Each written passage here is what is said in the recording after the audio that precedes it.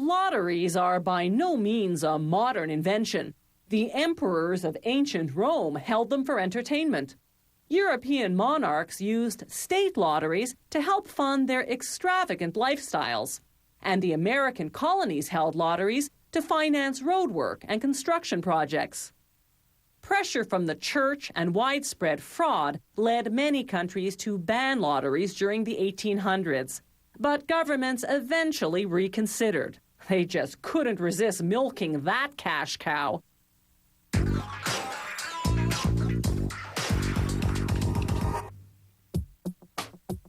Those eye-catching tickets are designed by graphic artists.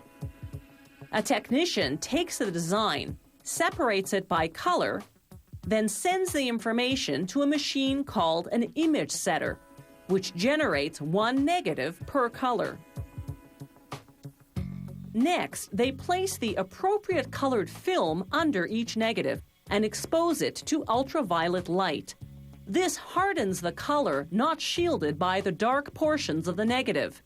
When they wash away the unhardened color, they're left with a color image. They layer the films to make the client a mock-up of the finished lottery ticket, in this case, a scratch-and-win type. Now they make the printing plates, one for each color of the design.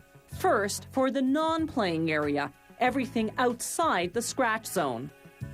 Each negative goes onto a paper-thin aluminum plate coated with a UV-sensitive emulsion. They expose the plate to UV light for about 20 seconds. This hardens the unshielded emulsion. The rest is washed away in a chemical bath, leaving the design in relief on the plate.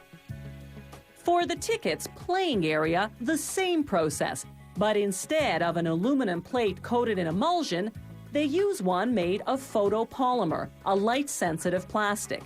The finished plates are now ready to go onto the printing press. Their raised surface will work just like a rubber ink stamp. The non-playing area goes on first. This method is called offset printing.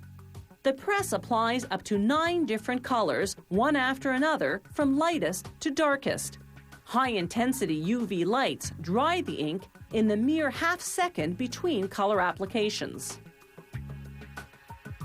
Next comes the playing area.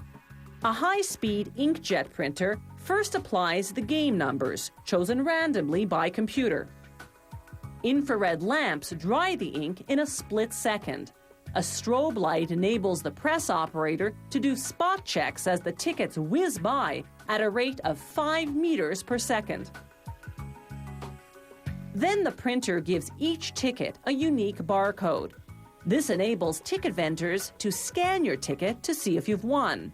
It also shows whether a winning ticket is genuine or a forgery.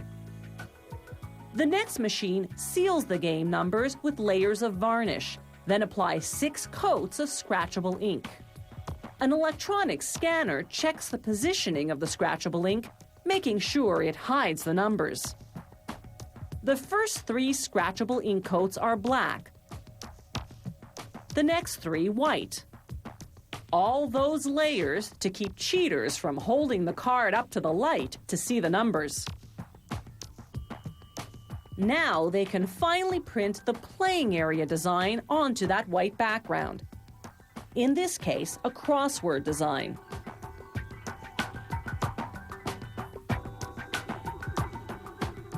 A machine now perforates the rolls of tickets so they can be folded. It processes 3 meters of tickets per second. Here's what that looks like in slow motion.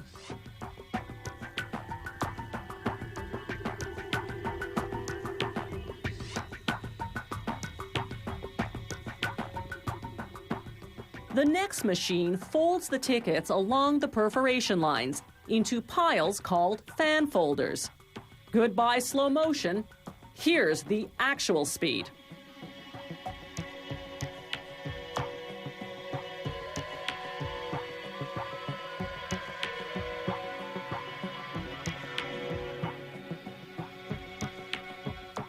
Before the lottery tickets are shipped out, several samples undergo a quality control inspection. The company checks that the tickets are properly printed, and it performs a series of scratch tests and chemical tests to make sure they're absolutely cheat-proof.